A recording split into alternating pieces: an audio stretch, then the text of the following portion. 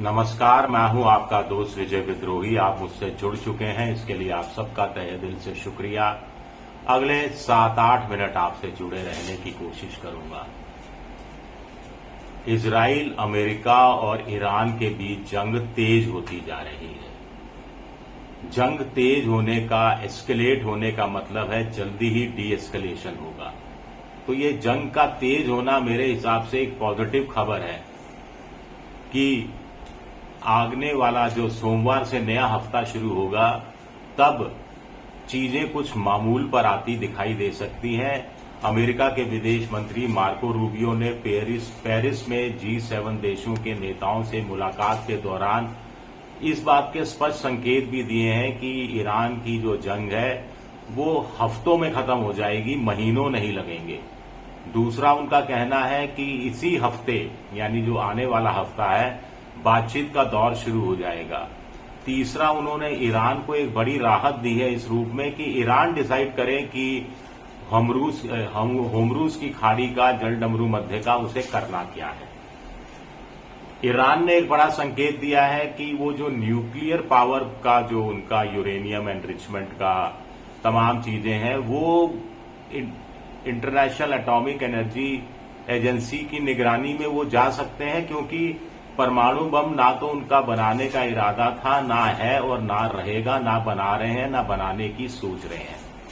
तो जंग तेज हो रही है, ये खबरें आप पढ़ रहे हैं। इजराइल ने हमला किया, ईरान के 2 स्टील प्लांट पर हमला किया, पावर सेक्टर पर हमला किया, वहां के जो कुछ न्यूक्लियर इंस्टॉलेशंस हैं उन पर हमला किया। ईरान ने पलटकर इजराइल पर हमला किया, साथ ही साथ यूएई में और खाड़ी के कुछ देशों में जो अमेरिका के बेस है वहां पर ताबड़तोड़ हमले किए।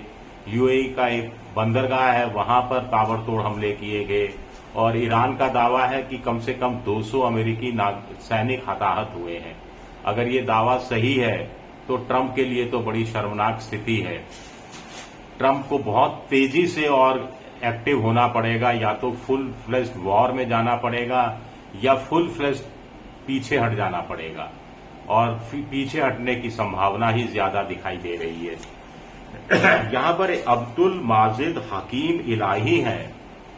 ये ईरान के भारत में प्रतिनिधि हैं, राजदूत हैं एक तरह से। इनका एक टाइम्स ऑफ इंडिया में आर्टिकल इंटरव्यू छपा है, इसको पढ़ना बहुत जरूरी हो जाता है, ये बड़ा इंपॉर्टेंट है। उनसे ये पूछा गया कि वो न्यूक्लियर डॉक्ट्रिन के बारे में पूछा गया, तो वो उन्होंने साफ तौर पर कहा कि हमारे नेता आयतुल्लाह खमेनेई फतवा इश्यू कर चुके हैं कि न्यूक्लियर वेपन रखना हराम है, हमारे पास है नहीं, हम परमाणु बम नहीं बनाना चाहते, हमारा बम बनाने का कोई इरादा नहीं है। तो क्लियर कर दी बात उन्होंने। दूसरा सवाल पूछा गया कि यह लड़ाई का खात्मा कैसे होगा, तो उन्होंने कहा कि ये तो उन देशों से पूछे जिन्होंने लड़ाई की शुरुआत की थी। हमें लगता है कि वो लोग लड़ाई खत्म करने के लिए अभी तैयार नहीं है। वो लड़ाई के माध्यम से अपने और हथियार बेचना चाहते हैं। अमेरिका और इजराइल की तरफ खासतौर से इशारा है। वो चाहते हैं कि तेल के दाम बढ़ जाएं। वो गरीब देशों या गरीब जनता के प्रति उनकी कोई हमदर्दी नहीं है। अमेरिका के राष्ट्रपति ने कहा कि ईरान उनको सुप्रीम लीडर बनाना चाहता है, लेकिन उन्होंने कह दिया नो थैंक यू। तो उन्होंने मजाक उड़ाया कि अमेरिका के राष्ट्रपति की बुद्धि किस तरह से भ्रष्ट हो गई है। इंटरेस्टिंग बात है कि मोस्तफा खमेनी के बारे में पूछा गया, जो आयतुल्लाह खमेनी के बेटे हैं और इनके साथ स्कूल में पढ़े हैं, अब्दुल माजिद हकीम इलाही के साथ। तो उन्होंने कहा कि ये मेरे दोस्त भी हैं, नए लीडर भी हैं, हम क्लासमेट रहे हैं, बड़े इंटेलेक्चुअल हैं, बहुत हम्बल हैं।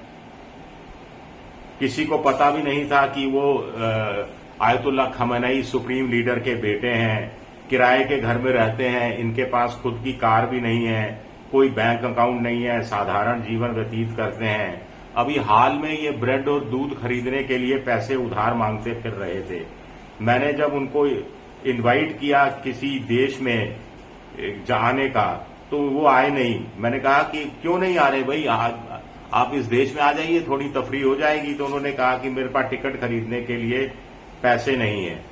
तो सवाल पूछा गया, पर हार्ड रेडिकल तो हैं, उन्होंने कहा नहीं, रेडिकल नहीं है, स्ट्रांग है, कट्टर नहीं है, मजबूत है। वो अपनी जो डिग्निटी है और अपनी जो मानवता है उसको बेचते नहीं है, उसकी सौदेबाजी नहीं करते हैं, वो ईमानदार हैं। तो ऐसा शख्स तो नेगोशिएशन टेबल के लिए बहुत काम का साबित हो सकता है। कुल मिलाकर भारत और ईरान के संबंधों के बारे में उनका कहना है कि 5000 साल पुराने संबंध हैं, कल्चर से दोनों देश जुड़े हुए हैं, भारत की जनता काइंड है, ईमानदार है, बुद्धिमान है, भारत की जो जमीन है वो न्याय के लिए, न्यायप्रियता के लिए, आजादी के लिए और मानवता के लिए जानी जाती है, दानवीरता के लिए जानी जाती है। उनसे पूछा गया कि क्या भारत और ईरान के संबंध स्थायी हो जाएंगे, में उनमें स्थायित्व आएगा, तो उनका कहना था कि दोनों नेताओं के, भारत के नेता समझदार हैं और वो नहीं चाहते कि तीसरा देश इंटरवीन करे। सबसे इंपॉर्टेंट बात है कि पाकिस्तान क्या इंटरमीडिएटरी की भूमिका में है, तो ईरान के जो नेता हैं उन्होंने कह दिया कि नहीं, ये गलत है। पाकिस्तान में ईरान के राजदूत भी इस बात का खंडन कर चुके हैं और हम किसी तरह का नेगोशिएशन नहीं कर रहे हैं। ये सब मीडिया में आ रहा है, हवा हवाई और बातें हैं। हाँ, हम ये चाहते हैं कि भारत अपनी एक अच्छी भूमिका खाड़ी संकट को खत्म करने में निभा सकता है। हम चाहते हैं कि दुनिया के जो तमाम देश हैं वो अपनी भूमिका निभाएं ताकि इस क्राइसिस को खत्म किया जा सके। आगे ये भी उनकी तरफ से कहा गया कि भारत ब्रिक्स की सदारत कर रहा है, तो ब्रिक्स की सदारत के नाते भारत एक बड़ी भूमिका निभा सकता है, लेकिन भारत का रुख अभी तक तो इस दिशा में बहुत ज्यादा सकारात्मक, अंतर्राष्ट्रीय जो कूटनीति के विशेषज्ञ हैं उनके अनुसार भारत का रुख इतना नहीं रहा है। एक सवाल पूछा गया कि आयतुल्ला अली खमेनेई की जब को मौत के घाट उतारा गया, हत्या की गई, भारत ने तब विरोध नहीं किया, क्रिटिसाइज नहीं किया। इस पर उन्होंने कहा कि भारत की जनता ने सिंपैथी दिखाई, भारत की जनता ने सहानुभूति दिखाई, भारत की जनता ने एकता दिखाई, भारत की जनता ने इस घटना की आलोचना की और इसमें हिंदू तक शामिल है। ये बड़ा इंपॉर्टेंट है। उन्होंने ये नहीं कहा कि भारत की सरकार ने ये संवेदना जताई। यहां पर ये बड़ा महत्वपूर्ण हो जाता है। ईरान के जो अब्दुल माजिद हकीम इलाही हैं, भारत में प्रतिनिधि हैं, उनका ये कहना, तो कहीं ना कहीं ईरान के दिल में तो है मलाल कि भारत को कम से कम आयतुल्ला खमेनेई की मौत की जिस ढंग से फिर निंदा करनी चाहिए थी वैसी निंदा नहीं की गई। लेकिन युद्ध किस तरफ जाता दिख रहा है, अगला हफ्ता निर्णायक साबित होने वाला है। मैं तो कहूंगा सैटरडे संडे, सैटरडे, भारत का सैटरडे तो चला गया, गुजर के रहा है करीब करीब, लेकिन अमेरिका में तो सैटरडे अभी होना बाकी है। तो सैटरडे और संडे तय कर देगा कि ये युद्ध किस तरफ जाएगा। मुझे लगा है कि अंत में तो शांति की तरफ जाएगा, उसमें समय कुछ हफ्ते लगेंगे, महीने भी नहीं लगेंगे, कुछ हफ्ते लगेंगे। निश्चिंत रहिएगा। शुक्रिया, बहुत बहुत शुक्रिया मेरा वीडियो देखने के लिए। पसंद आए तो लाइक कीजिए, सब्सक्राइब कीजिए, शेयर कीजिए। आप मेंबरशिप ड्राइव में भी जा सकते हैं। शुक्रिया, बहुत बहुत शुक्रिया।